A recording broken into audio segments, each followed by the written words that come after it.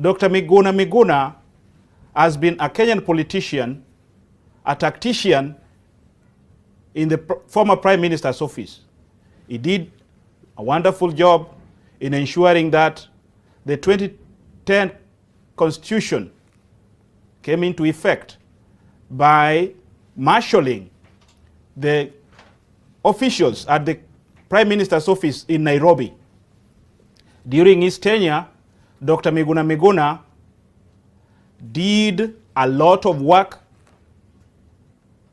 as a Kenyan, a patriotic Kenyan, to ensure things move in the right direction. Whatever happened in the middle of his tenure at the Prime Minister's office is still a tale to be told. And Dr. Miguna Miguna today is live on KDR TV to tell Kenyans what he feels about his beloved country. Now, before we bring Dr. Miguna Miguna, most Kenyans are asking what is actually happening on KDR TV. KDR TV is becoming the diaspora voice for Kenyans living outside the country. They can come, give their views. They can come, tell us more stories about what they think their country, Kenya, should be. And today, as we bring Dr. Miguna Miguna on stage, be focused. Try to subscribe. Try to like our page. Write a comment. Ask a very hard question. And you know Dr. Miguna Miguna is not afraid of any question coming his way. So he's here. And welcome Dr. Miguna Miguna from Toronto, Canada. Dr. Miguna Miguna, welcome to KDR TV. Thank you very much. How are you feeling today? I'm feeling great. Thank you very much. So,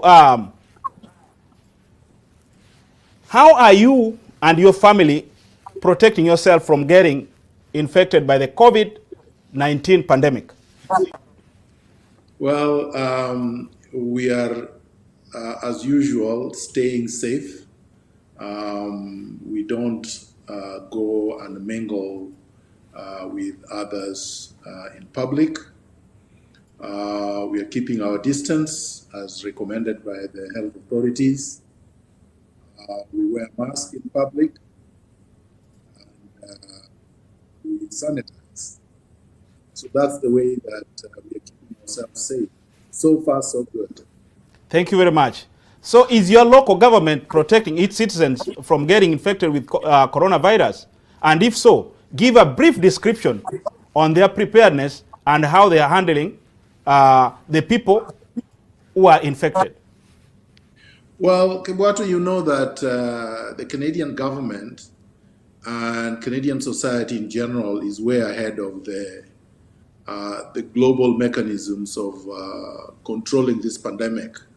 The rates of infection in Canada from coast to coast are much, much lower than, say, for example, in the United States, which just borders Canada. The largest border that the United States has with any other country is actually Canada. Yet, whereas close to 500,000 people have died of COVID-19 in the US, I think much lower numbers are in Canada. I don't even think we are at 20,000. So that tells you that there is something that is happening in Canada, positively, that is not happening in the United States, for example. And one of them is that in Canada, like many other countries, there is universal health care. Everyone has a right to have medical care. Medical care is a public service like any other, and it is completely free. Anybody can go to any hospital, can see any doctor, and can get medical care without paying a penny. Because healthcare is considered an essential service and is funded 100% of taxpayers' money. So there is no private Medicare in Canada. Because of that, you find that I think when somebody has illness or is not feeling well, they can easily have medical attention and therefore limit to other health exposures. But I think COVID-19 seems to kill people with other pre-existing conditions. And if you have access to Medicare, I think that those pre-existing conditions are limited to a very large extent. Canada is also a welfare state, so which means that those who have no employment or who are economically challenged get support from the public authorities. So the rate of absolute poverty is somehow limited compared, say, with the United States. And then when there is a lockdown, it's effective and it is complied with, not because of brute force. I've not seen any police officer stopping anybody. I've not seen any police officer abusing anybody. I've not seen or heard that somebody has died because of an encounter between people who have not observed the lockdown or restrictions vis-a-vis their daily activities, as you see in Kenya. But yet, people actually do comply, which means that laws have to be enforced humanely. And if you do it humanely, and the people have the feeling that you care for them, they will actually obey the laws. But when you try to impose laws on people and impose restrictions without regard to everyone's, different needs and conditions, then the people tend to resist and disobey the laws. And that has a negative impact on the health of the country. So I am glad that the Canadian society and their governments, the Ontario government, for example, and the Canadian federal government, have done much more than other countries have done. And as a result, many of us are safe. Thank you very much, Dr. Miguna. On a comparative analysis, before we actually go dig deeper and blame our government, at least, I want you specifically to tell the to give us a brief description on how your relatives are giving you stories about how the Kenyan government or the county governments, wherever they are living, is actually trying to protect them against the pandemic. So you have a family in Kenya. Which stories are they telling you about the government's effort to fight the pandemic? Brother Mweri, this is not a question of blaming the government. I think many people, many Kenyans are agreed, this is common ground. Kenyans are agreed that the regime in Nairobi has failed. When a government wastes billions of shillings through shady procurement, I would say criminal activities, because what we have read about the loss of donations of masks and the personal protective equipment and the lack of medication in hospitals, and the fact that nurses and doctors have not been paid for probably months to years, and nurses are still on strike. When you see that, and you see the amount of money being wasted in political activities and diversionary exercises, such as the BBI, for example, it is a sorry state. What I am hearing, what I have seen, are lots of Kenyans dying because they do not have access to healthcare. I have people in my village who have died because of that lack of access to healthcare. I know people from my village who have died in Nairobi from COVID-19 because they were not even able to see a doctor. They were not able to access adequate, proper medical care. And we have a lot of billions, hundreds of billions of shillings being wasted and being stolen by those with access to healthcare abroad. Our politicians, all of them, can go abroad and get proper healthcare. All the politicians can go to Nairobi Hospital and get healthcare. But the majority of citizens of Kenya, nearly 90% plus, cannot do that. So it's not a question of blame. It's a question of complete, total failure and abdication of responsibility on the part of the public authorities in Kenya. People pay taxes.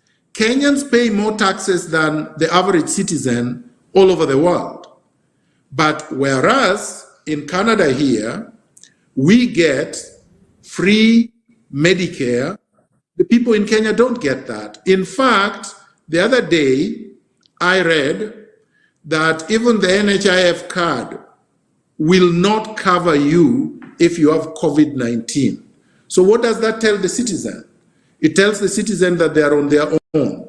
And with a pandemic, that means that the government is happy to see its citizens die. Lastly, I don't want to take too long on this one. The police have killed more than 2,000 people since the COVID-19 pandemic came in March this year. That's the same number that died in post-election violence in 2007, 2008. That's massive. 2,000 people killed, murdered on the streets simply because they were found on the streets after the so-called curfew. These are people who had not committed any crime. And even if they had committed crimes, they should not have been subjected to brutality and death. But that's what you have.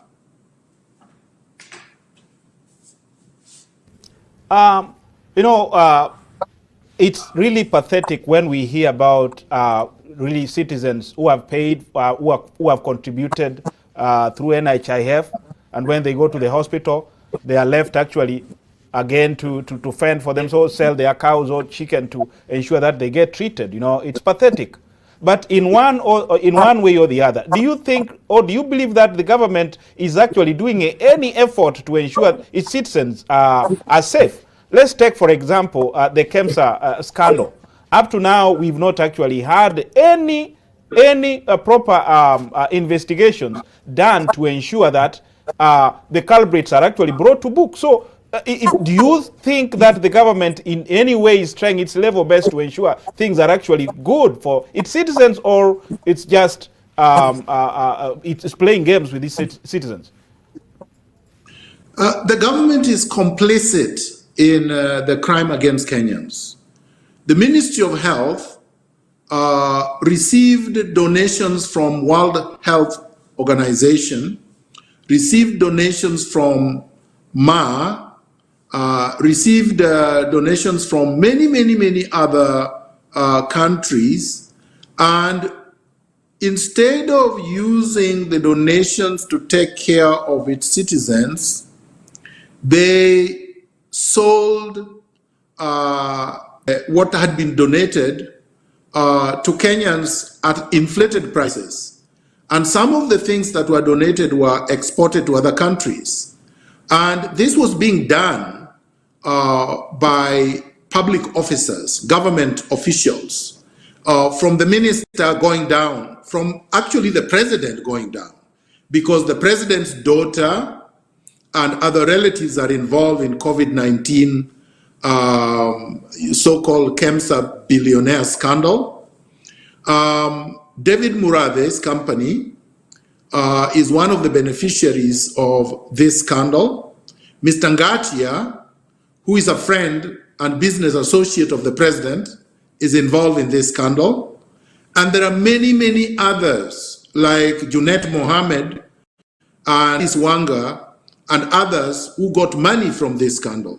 So it is both ODM and Jubilee are involved in this KEMSA scandal. Now, if you're going to steal donations, you're going to steal money from Treasury that is allocated for confronting the pandemic, then clearly you are part of the problem. And it is a deliberate effort by these cartels to ensure that Kenyans are sick, Kenyans are weak, Kenyans are desperate, Kenyans are despondent, because a despondent, weak, ill, or sick population is easy to manipulate and control. So as far as I'm concerned, this looks like a political tool of control. But we have seen some efforts by the government. So I need you actually at least to give them some marks. Are you really giving them any marks, or you're just giving them, I mean, out of 10, how many marks are you giving the government? Negative 1,000.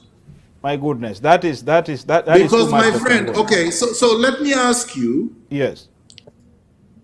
If you are having a global pandemic killing people in your country, and instead of using the resources, the limited resources you have to confront it by supporting healthcare workers, giving them PPEs, you are instead diverting 14 million plus to pursue a BBI, which is not an emergency and which is not something that Kenyans asked for.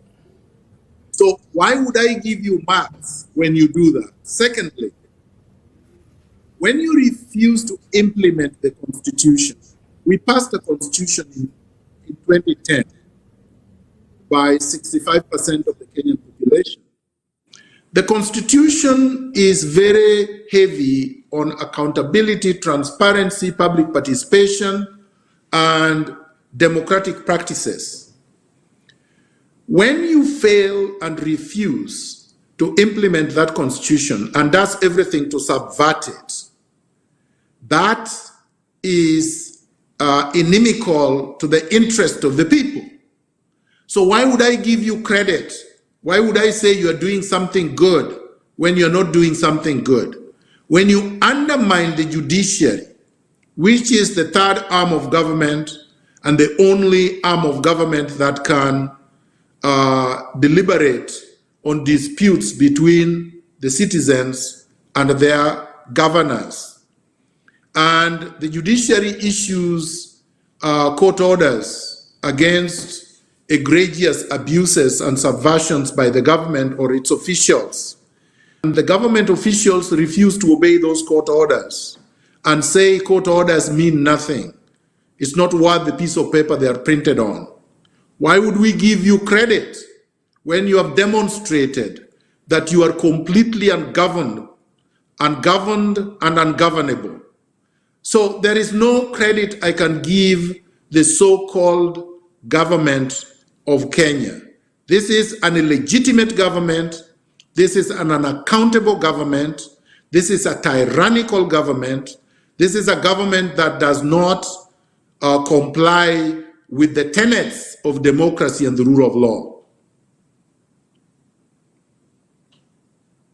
To be very fair, sometimes it's good actually to give marks where it's due, or give credit where it's due. It's okay. I mean, you have trying actually. I mean, you've discredited the government in whichever direction they have actually tried to fight the pandemic. But at least we've seen them do something. But that is, I mean, let's just let that one pass. I know you want. Yes. No. Go ahead. Yes. I don't want to let that one pass, because I would like you to give me an example of what the government has done right. So we agree that the government stole donations from WHO and Jack Ma. We agree. We also agree that the government has unleashed brutality on the people. And many people, I saw a report today from human rights defenders, Between 1,700 to 2,000 people plus died as a result. We also know that the same government announced that the Kemsa billionaire thieves would be arrested within 20 days, and that has not happened. We also know that the same government has limited access of NHIF card holders who have paid. These are private, insured individuals who have paid over and above their tax shillings, that they cannot be treated if they have COVID-19. So show me evidence that the government has done anything positive for which we should give it credit. Actually trying to bring forth is about the doctors' strike. The doctors actually went on strike because they lacked the PPEs. They were having various issues they wanted actually the government to sort. And a few days ago, they came together and they said the government is actually going to ensure that their grievances are addressed. So don't you think that is one that is a mark for the government, or what's your take? My brother, show me what the government did. I mean, these doctors have not been paid. We all know how Dr. Mungusu and what is his name? The doctor that, the young doctor that died in Nairobi. Yes. And many others. It's not just him. There are many doctors in Kenya who have died of COVID-19. And there are many nurses who have died of COVID-19. And there are many Kenyans who are dying of COVID-19. Now, when you say the government has agreed to do something, but you're not able to mention what it is that they have agreed to do. So we are going to give credit to a hypothetical myth that there is something to do. You see, the doctors may have agreed to go back to work, probably because they are committed to addressing the needs of Kenyans. I don't know if I'm frozen because I can't see myself speak. Go ahead. I mean, your network, yeah, you have few network issues. Just go ahead, yep. Yeah, okay. So they may be committed because of the Hippocratic oath that they took, that they want to actually prevent deaths. That's not a credit to the government. That's a credit to the doctors. There is nothing concrete that the government has done or given these doctors as a concession. Have they been paid? No, they have not been paid. Have they all been given PPEs? No, they have not been given PPEs. Has an environment been created, a safe environment for their work? No, it has not happened. Have these doctors' conditions of employment been improved? None has been improved. So why are you giving them credit? Credit for what? That is a question which can be answered by the government spokesperson or the minister himself. So we'll definitely be bringing that. We understand that one. We understand that one. No, I disagree with you.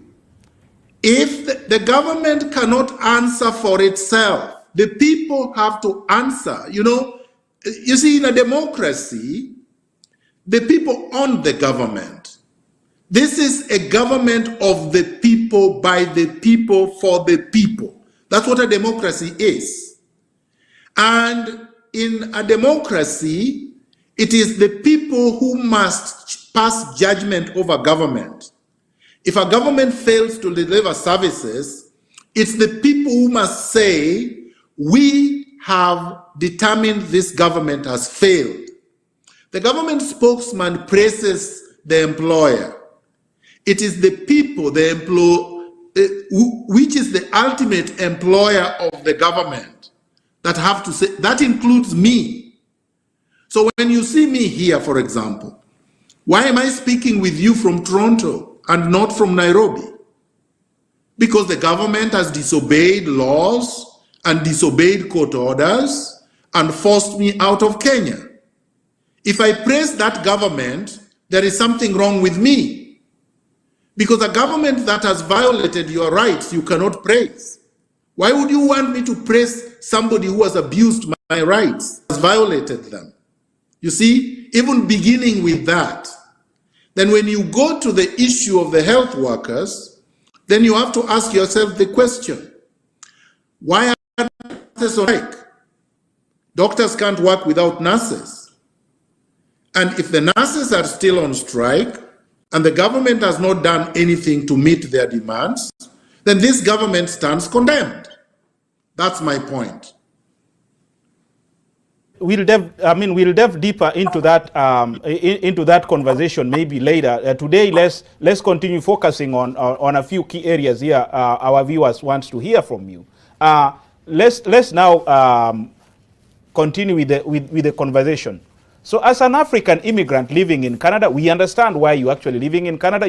You're supposed to be living in. You're supposed to be working and staying in Kenya as a Kenyan patriotic, but because of the government, you are actually in exile. That one Kenyans actually understand, and there is no Kenyan sane enough to say that it's fair the way the government treated you. That is completely unfair, and especially from the diaspora's perspective, we believe that you're supposed to be in Kenya. That is your right. Okay, now let's go back and ask you another question here. As an African immigrant who is well educated and well informed about the way research companies have been associated with weird and orthodox methods in developing vaccines. Right now, we got two vaccines. We have one from Moderna and another one from Pfizer. Are you ready are you prepared or ready to get vaccinated? Kenyans would like to hear from you. First of all, I'm not an immigrant. An immigrant is somebody who buys an air ticket and goes to another country willingly and stays there, either because they are looking for a job, greener pastures, or whatever. I'm in exile, and I think it is important that if you work with the media, that you actually use appropriate terms to describe your guests. I am someone who was forced into exile, and I do not want you to refer to me as an immigrant, because I did not come here. I did not immigrate to Canada. I was brought forcefully to Canada in violation of the laws. Secondly, regarding the vaccines that have been put out by Moderna and Pfizer, I think it is great that Pfizer and Moderna, and these are scientists that came up with the vaccines. It's not the companies that did. These are individual scientists. Some of them are African. There is a Nigerian doctor, researcher, who is part of the Pfizer. Go ahead. Are we on? Yeah, we are on. Go ahead. Go ahead. The doctor who is part of the Pfizer research team that came up with the vaccine. So the vaccine did not come out of nothing. It came out of work, brilliant work of researchers, doctors, scientists that have spent hours and hours and a lot of resources to come up with the vaccines. I cannot vouch for the vaccines because I do not know how safe they are. But I believe that the world governments from Europe to North America to Asia would not willingly give poison to their citizens, will not willingly allow themselves to be injected with poison that will kill them. So I want to give them the benefit of the doubt that these vaccines probably have positive effects on those who take them. I would be willing to take the vaccine once I have observed that it is safe. I'm not one of the people that will go in and probably become guinea pigs. But once I've observed that the vaccines are safe, yes, I'm willing to take the vaccine. If the vaccine can prevent more deaths, then it would be responsible for me to say that the vaccines are bad and that should not be taken by Africans. Because I don't want large numbers of Africans to die. Having said all of that, I also want to be clear that it is time Africans stopped complaining and whining about other people developing vaccines, because we have brains like them. We have resources like them. If we don't like their vaccines, we should develop our own. That's a great one. Okay, now let's focus on politics. We've seen from the messages online, most people want to, to hear you talk about politics, and especially politics in Kenya. Okay, we've read your tweets and willingness to vie for the gubernatorial by-election in Nairobi County. Are you up to the task? And what makes you feel that you are the best candidate among the few other candidates who have declared interest? My brother, it is unfortunate the way the question is framed. I understand that. Number one, yes. If Sonko was a governor, and he was, then that question is an insult to me, because Sonko is not fit to tie my shoelaces. Sonko is not fit to become my driver. Not just on the basis that he's completely unqualified, but also on the basis that he's a cartel. He's one person plus Kidero, plus Peter Kenneth, plus the rest of the people that they're lining up, who have made money from engaging in criminal activity. I have practiced law for 25 years. I've practiced law where lawyers are properly governed, where if you don't have integrity, you will be disbarred. So which means that you have to demonstrate competence, you have to demonstrate integrity, you have to demonstrate ability to protect public interests. And if you don't, you cannot practice law in any Canadian jurisdiction. I've done that for 25 years unblemished. Number two, I've been involved in the fight for justice, social justice in Kenya since I was a teenager. In 1986, when I was at the University of Nairobi, I fought for democracy and multi-party, liberties, and got into problems with the then dictatorship of Daniel Arap Moi because of my stand against dictatorship. I've maintained that stand throughout for years, for decades. That counts for something. I'm the only candidate, and by the way, I'm a candidate for the position of governor of the county of Nairobi in this by-election. I was also a candidate and ran for the same position in 2017. Out of the whole lot, I'm the only one who had a manifesto, a transformative manifesto that had plans on water, on infrastructure, on garbage, dealing with the menace of garbage in Nairobi, dealing with the menace of unplanned development, bringing order and integrity in public, sphere.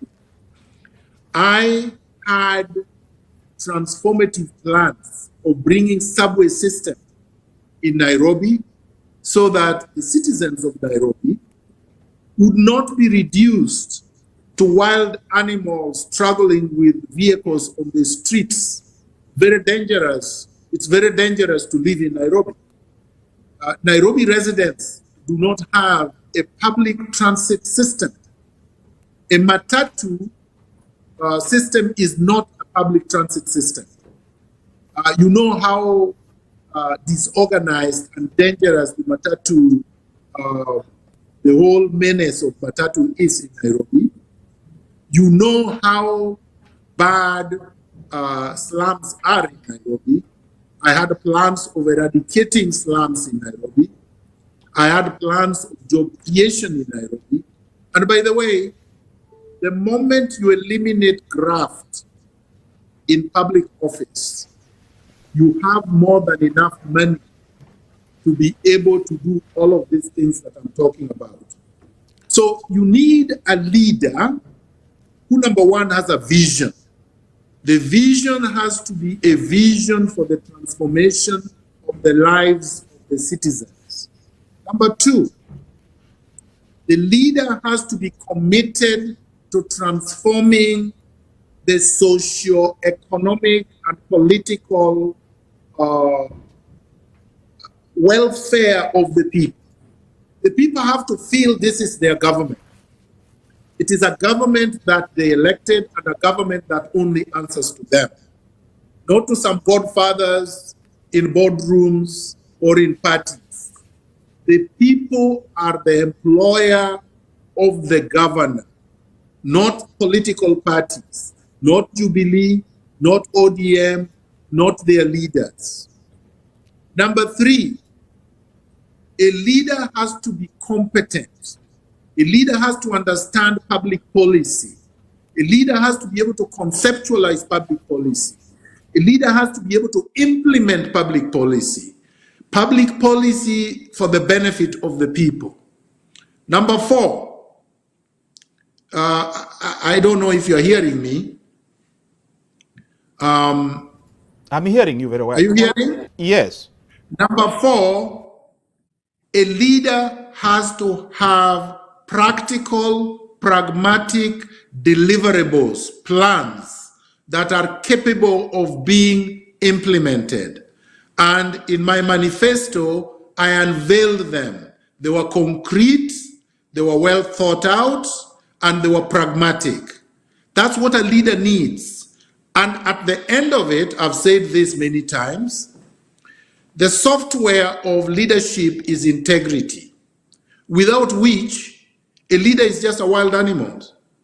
You know, we are all but just wild animals if we don't have values, values of integrity, values of honesty, values of hard work, values of accountability, values of transparency, values of making sure that you know and you consider the public as your employers. Anybody else who thinks that they are leaders because they have money, that's not a leader. Because even drug dealers have money. Even the mafia has money. Organized criminals have money. That's not what you need. Leadership is not about money. And leadership is not about parties. Kenya has had parties since independence. But we are still living in conditions of Stone Age because we have not had leaders who consider the public as their employers. Once again, viewers, this live stream is being brought to you by KDR TV. And if you have any questions, please follow us on Facebook, subscribe, follow us on YouTube. And if you want your question answered, use hashtag KDRTV Live so that your questions can be populated to the system for them to be answered by Dr. Miguna. Thank you very much, Dr. Miguna. Let's now really focus again on the Nairobi gubernatorial position, by election. You've stated very clearly you had a manifesto which is still under your table or somewhere on the table right now because the by-election has actually been called. Critically, when you think about the Kenyan voter, they have specific ways of voting. Some of them are completely uninformed. And when they're actually going to vote, most of them end up voting for people you have actually described as demagogue, illiterate. So what are you really going to do to ensure that Kenyans are going to vote for a leader who is credible, who is transparent, who is educated, who is informed, so that they can make better decisions for the future? So what really needs to be done? Because you are a very transformative leader, but most Kenyans actually vote the other way. So what do you think needs to be done in Kenya, Dr. Miguna? I want to correct you, Omweri. Yes. You're a Kenyan, are you not? I am. Okay, so would you prefer a transformative leader or you would prefer cartel? A transformative leader. Yes, so most Kenyans are just like you. They also prefer transformative leader. But someone would like to convince you that between your home, where you believe in transformative leadership, and the ballot box, something happens to you when you are going to the polling station. And somehow there is an evil spirit that takes over your life, takes control over your hands, and makes you vote otherwise. That is false. We have not had democratic, transparent, accountable elections in Kenya since independence. That's the problem. The citizens have always voted for the right people, and I'll give you examples.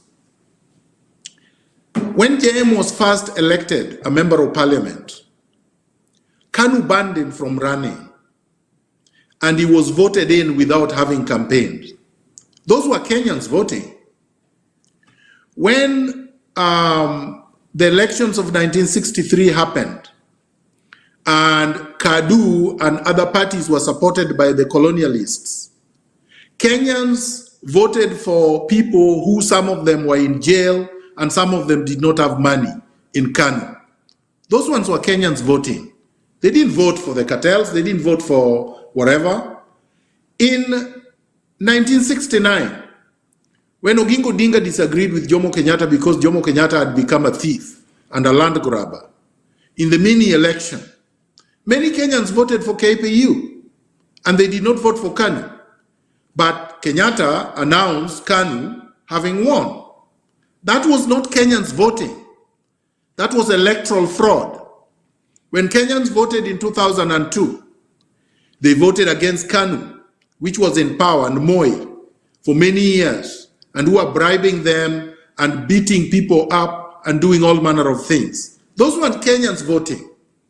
Kenyans, and in 2007, and any other time Kenyans have voted, Kenyans have shown, including recently in Msambweni, because I don't want Msambweni to be seen as Ruto versus Raila and Uhuru. No. It was Kenyans saying to those in power, you will not manipulate us, you will not control us, you will not decide for us. We know what we want. We want an open, transparent, democratic state governed by the rule of law. And we are not going to cow or kowtow to tyranny. We are not going to fear and succumb to brute force or public money that you have looted and you want to use that to get more power. Similarly, in Nairobi, in 2017, Uhuru Kenyatta, William Ruto, and the rest of them stole elections, messed up the elections. There was no democratic election in Nairobi. Sonko did not win because there was no credible election. I'm not saying I won because I'm saying the election was not credible. But I'm saying if the elections were credible and Kenyans had elected somebody that they wanted in Nairobi, I would accept the results. And then if they made the wrong decision, they would be able to correct that decision in the next cycle of elections. People are allowed to make mistakes. That's human nature. If we don't make mistakes, we can't change. If we don't make mistakes, we can't transform society. So let's assume Kenyans made a mistake. It doesn't mean that they will make mistakes forever. It doesn't mean that they will never ever learn and do the right thing. I am saying, I am giving them that option. I am giving them the option to make the right decision. I am telling them, I have a vision. I have serious, concrete plans. I have values. I have integrity. I am qualified for the job. I am giving you that option. Now, if you decide that you want that, you vote for me. But I can't blame Kenyans for voting for cartels if they don't have the option. If you have Kidero, and you have Sonko, and you have Peter Kenneth, and you have Wanjiru, and you have Waweru, you have just a group of cartels. So Kenyans will choose one of them because they don't have an option of electing a clean person. That is why I am in the ballot. Dr. Miguna. So let's a little bit now focus on BBI. What's your take on BBI? BBI is a fraud. It is an orchestrated fraud by Uhuru Kenyatta and Raila Odinga. The agenda for this orchestrated fraud is to have a rerun for 2022, is to create factional fights between the oligarchy, between one oligarchy led by Uhuru Kenyatta and the other oligarchy led by William Ruto, for purposes of controlling power in perpetuity for their selfish gains. I don't think Raila Odinga is a player in the BBI. He's a pretender, but he's not a player. Raila Odinga has no power, zero power in the government of Kenya. Raila Odinga has no control over Uhuru Kenyatta. Raila Odinga is just a conman who wants money and has realized that he can get more money if he supports Uhuru Kenyatta. But he has no values, he does not stand for him. BBI is one existential threat to the Kenyan state, Kenyan stability, the democratic system in Kenya, the rule of law, and the constitution. There is no reason why anyone would want to convince Kenyans that they need to change the constitution that has not been implemented. There is no reason why somebody would want Kenyans to believe that this constitution of Kenya 2010 caused post-election violence. It did not. This constitution of Kenya 2010 did not steal the elections of 2017. Uhuru Kenyatta did. This constitution of Kenya 2010 did not loot Kenya's resources. Uhuru Kenyatta and his group did. This constitution of Kenya 2010 did not grab public land. Uhuru Kenyatta and his group did. This constitution of 2010 has not caused instability in Kenya. Uhuru Kenyatta and his group has done. So if you want to create stability, if you want to bring national cohesion, if you want to bring peace, if you want to include all Kenyans, then you implement the Constitution of Kenya 2010, you obey the laws, you subscribe to the rule of law, and everything else will work. So BBI is a fraud through and through. Those are your own words, and most Kenyans actually also, some of them believe in what you are actually telling them. Me as a Kenyan, first of all, I also need, as a diasporan, I also need to see something actually which is really going to ensure that Kenya progress forward.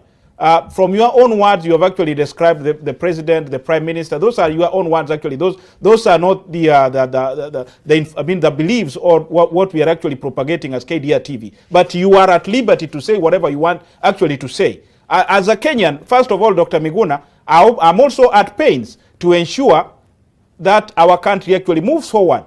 But one question I want you to tell Kenyans. You've trashed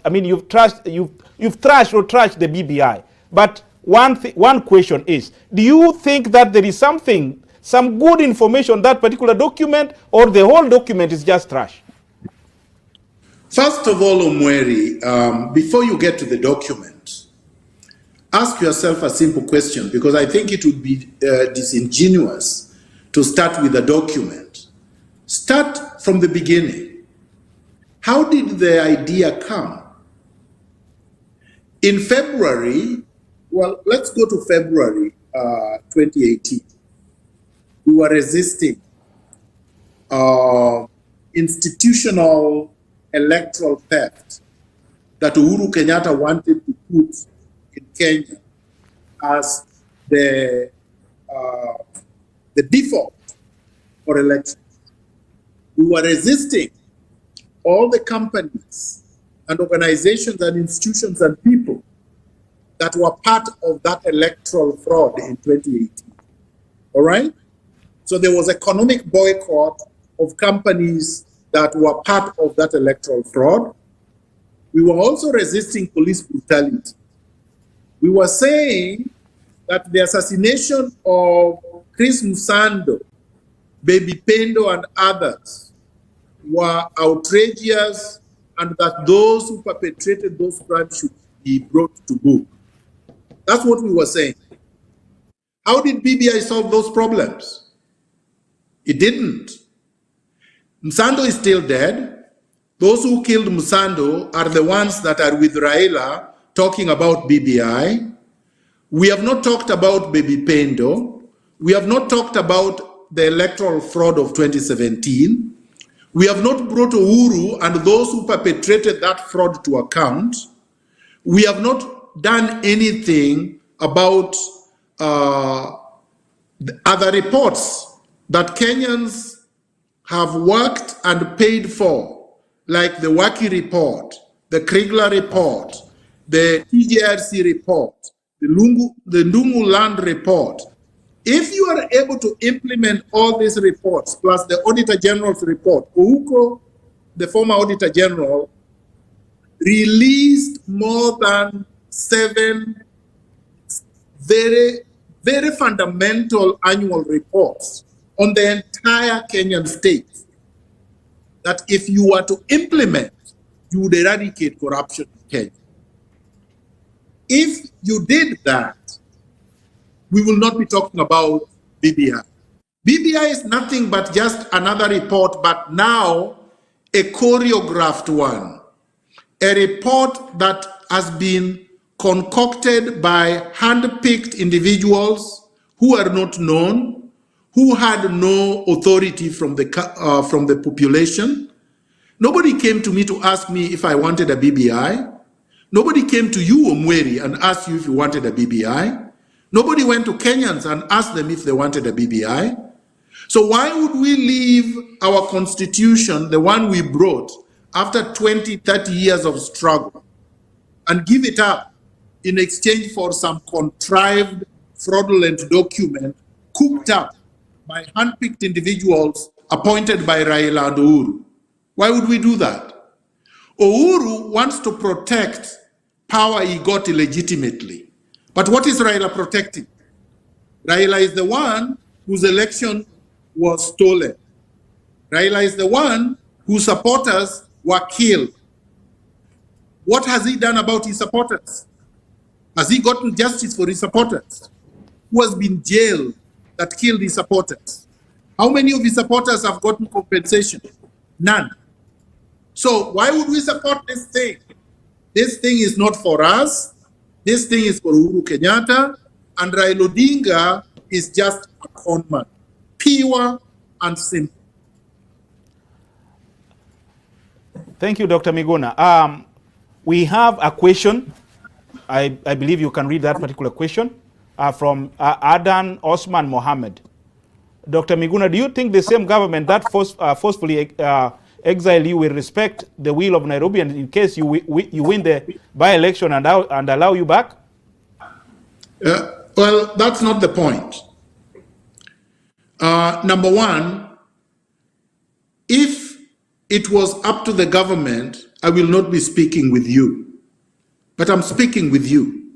I don't do things because the government wants. I do things which are my right. So, right now, the government ought to obey court orders. The question he should be asking, and I have to say this, because people seem to forget one thing, that disobedience of court orders is not a good thing. And if any government disobeys a court order, it is a duty of a citizen to say they must do it, or else you get rid of them. You cannot be asking a person whose rights have been violated, do you think the violator will allow you back? Essentially, what you're trying to say is that I should give up and join the violator. And I won't. I will continue pushing the violator. So my answer is this. It's not up to the government. It's up to the Kenyan people. And if the Kenyan people elect me governor and insist that I must be back, I will be back. Nelson Mandela came out of jail after 27 years. Even Raila went to detention and came out after more than 7 years. So this is the point. You don't give up what you are doing because somebody has decided to disobey court orders, violate your rights and the Constitution. You must continue to do the right thing. Thank you very much. There's another question from Felix Maranga. Can you read that question, Dr. Miguna? That should the law allow for universal diaspora votes, what can be done? I don't know what that means, but I think what he's trying to ask is whether or not the diaspora people should be able to vote. Yes. Kenyans in the diaspora have a right to vote in the Constitution. Essentially, the Constitution gives all citizens the right to vote. Now, the question is, why has the regime in Nairobi not facilitated that through their embassies and organs? Because you can even allow Kenyans in the diaspora to vote electronically. Electronic voting happens right now in a lot of places. Mail-in voting happens in the United States. There's no reason why Kenyans in the diaspora should not be able to submit their votes by mail, for example. Mechanisms can be created to ensure that those votes are secure and that they count and that they're not manipulated or somebody does not announce the wrong result. But yes, all Kenyans in the diaspora should and must have the right to vote. Thank you very much, Dr. Miguna. There is another question there. You know, these are questions which are being populated from the KDR TV Ash Live, and Mr. Mohammed Deko Mohammed is asking, when are you coming back to Kenya? No, when will you want to come back? And okay. That person looks, he just woke up from amnesia. I did not remove myself from Kenya. I was forcefully brought here.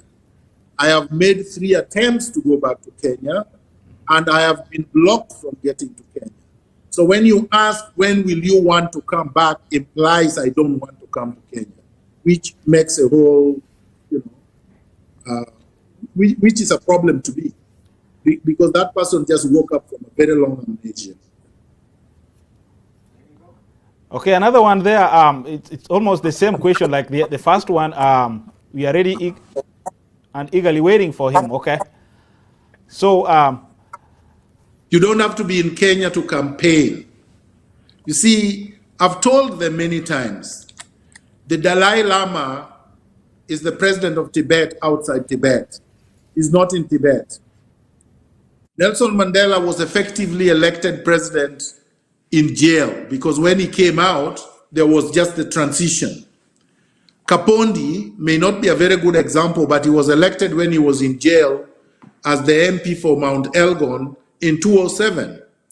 Mark Mwetaga was elected MP for Nakuru Town in the 70s when in jail. J.M. Kariuki, as I said, was banned from running and was elected without having campaigned because he was stopped from campaigning. Mine is not very different. There are many other world leaders who have been elected to high public offices while they are in exile. The point is, I am, by operation of law, in Kenya. I am also in Kenya virtually. Kenyans can see me even right now. Kenyans read everything I post every day.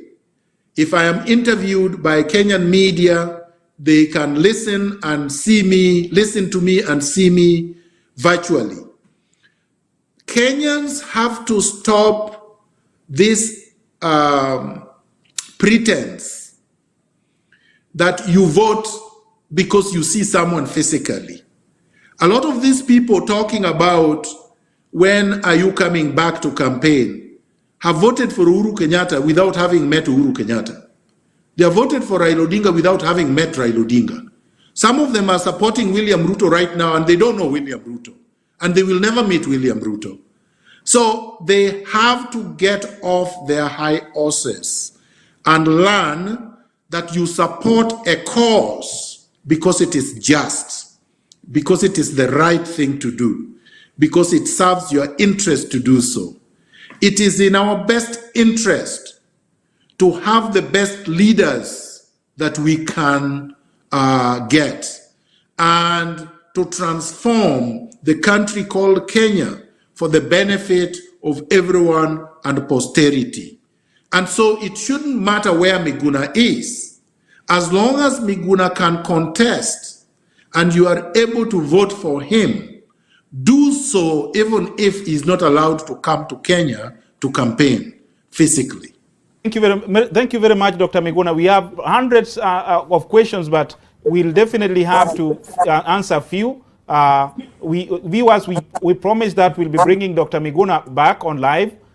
Definitely, we are planning if he'll be here every weekend to answer your questions. But for the last question, I would like to answer this question of Akelo Millicent. Doro. Go ahead, Dr. Miguna. Because she says, Dr. Miguna, you call Raila con, yet you offer to support him by swearing him in. Is this not political hypocrisy? I will answer that directly. Number one, I did not support Raila Odinga to betray Kenyans. I did not support Raila Odinga to surrender to Uhuru Kenyatta and to become his puppet. I did not support Raila Odinga so that he could try to vanish. He can try to hide under the carpet the atrocities Uhuru Kenyatta committed and his Jubilee group. That's not what I supported. I did not support Raila Odinga to turn around and say Uhuru Kenyatta won elections that he did not win. I did not support Raila Odinga to become Uhuru Kenyatta's bag carrier, a pathetic bag carrier. This is what I supported. I supported the rule of law. I supported the Constitution. I supported democracy. I supported credible elections. Essentially, what I was doing is saying Kenyans cannot be imposed on by someone who did not win elections. That whoever wins an election should be the one to assume power. In 2017, Raila Odinga won elections. I am very consistent. I have said that throughout. I did not say Uhuru Kenyatta won that election. I said it in 2017, even though I was not in ODM. I was an independent candidate for the gubernatorial election in Nairobi. I vied against Raila Odinga's candidate, Evans Kidero, a thief. I was his opponent.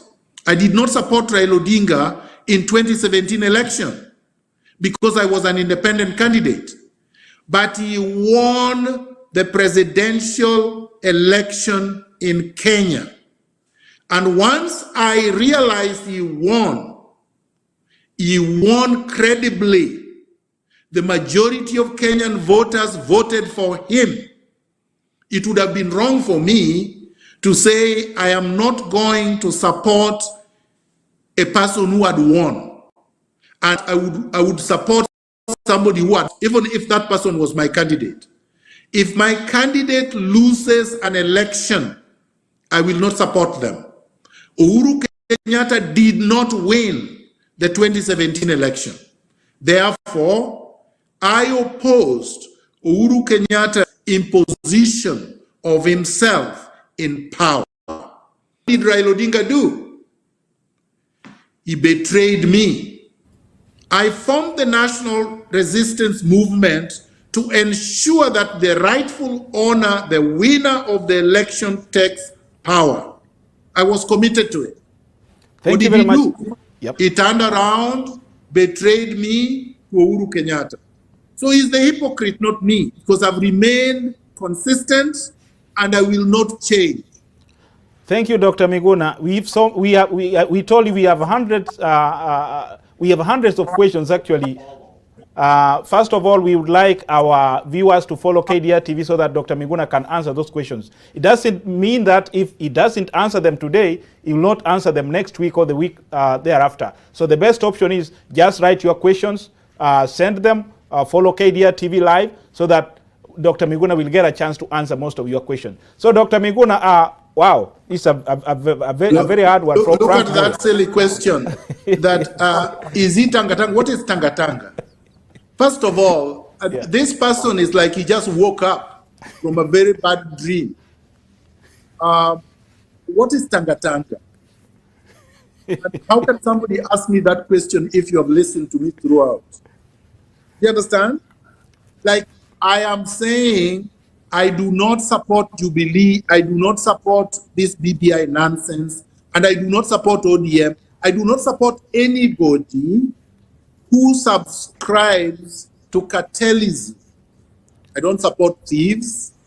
I don't support looters. I don't support land grabbers. I don't support electoral thieves. I don't support those who do not subscribe to the rule of law. That's it. Thank you very much, Dr. Miguna. Go ahead. I am guided by the values I have already unveiled. And by the way, a lot of these people don't realize that when I was a student leader at the University of Nairobi, William Ruto was not at my level. Why? Do you understand? Like, yes, now he's the deputy president. But at that time, he was singing in Christian Union, and I was a student leader. So how do I, you know what I mean? Like, William Ruto ideologically is not at my level. Philosophically is not at my level. He may have more money than me because he has stolen the money. Just like Uhuru has stolen, just like Raila has stolen, just like the whole lot of them have stolen. I don't care about the money they have stolen. I care about values. So for somebody to bring the nonsense about Tangatanga is just to show you that some of these Kenyans need to liberate their heads, liberate their minds. Much, Dr. Miguna.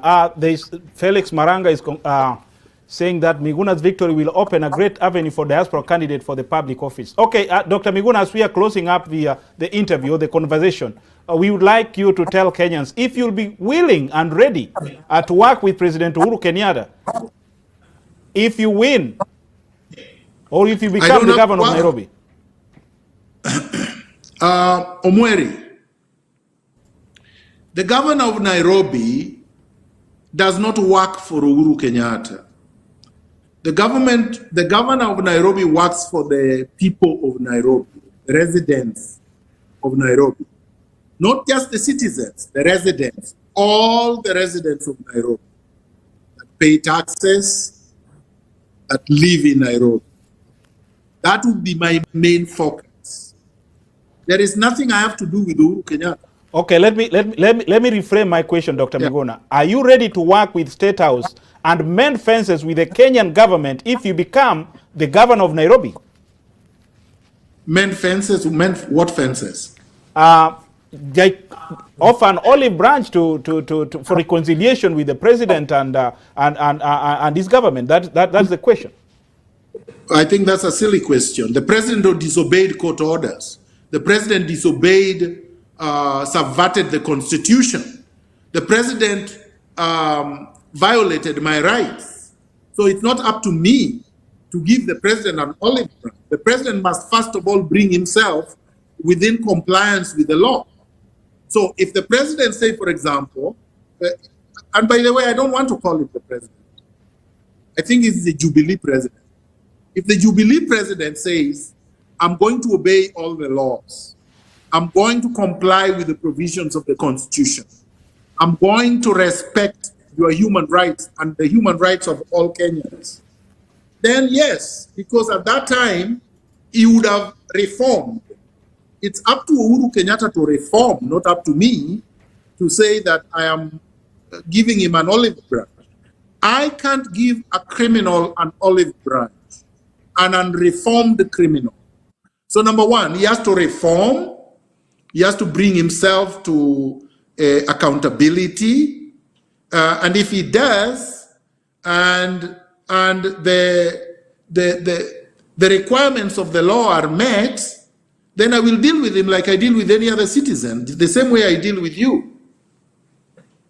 Miguna, what do you need, or what do you believe if, I mean, do you believe that the diaspora narrative, which is actually being fronted by One Voice Consortium, is going to bring all Kenyans together? Or which advice do you give the people of diaspora, especially who wants to vie in any political position in Kenya? As you, after you answer that question, please have your closing remark as you are speaking to Kenyans directly. Thank you. Yes, Omweri, thank you very much. Number one,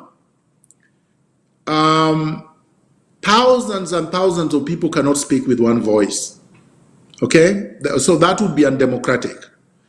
They can't speak with one voice. They may speak with one voice on certain issues that affect them. So, for example, the issue of being able to exercise their right to vote, that they can speak on because it affects all of them, and it is a positive right. The issue of having them run for office and occupy public office in Kenya, that's an issue that is positive and affects all of them. Those they can speak with in one voice. But as to political orientation, shades of opinion, those ones you have to allow, because if you don't allow that, you would be trying to create a monolithic opinion, which is just as bad as tyranny. So I don't subscribe to monolithism. I don't subscribe to the issue that everybody must agree. But we can agree on broad issues that affect all of us. So yes, on broad issues, the diaspora, Kenyan diaspora, should be able to speak with one voice. On the idiosyncratic issues of opinion, shades of opinion, and our religious and other beliefs, those ones you have to accommodate, because that's how human life is. Number two, I think this is a great opportunity for the diaspora to demonstrate to those in Nairobi wielding power that their economic strength, because Kenyan diaspora remits more money than Kenya gets from coffee and tea and tourism combined. They should be able to demonstrate to Nairobi that their economic power matters, that their voice matter, and that their rights matter. And they have to do that by supporting candidates that would add value to their lives. They have to do that by initiating and prosecuting cases that will result into orders and judgments that would support their interests. And they have to do that by speaking up consistently against injustice, against discrimination, against marginalization, against corruption, against tyranny. That the Kenyan diaspora have no option but to do.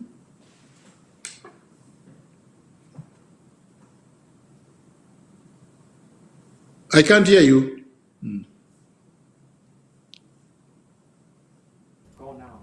Can you hear me right now, Dr. Miguna?